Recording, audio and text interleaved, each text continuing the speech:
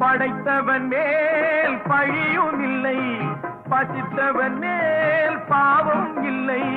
கிடைத்தவர்கள் பிரித்து கொண்டார், உழைத்தவர்கள் தெருவில் நின்றார். பலர் வாட வாட சிலர் வாழ வாழ ஒருபோதும் தெய்வம் பொறுத்ததில்லை. கொடுத்ததெல்லாம் கொடுத்தான், அவன் யாருக்காக கொடுத்தான்? ஒருத்தருக்கா கொடுத்தான், இல்லை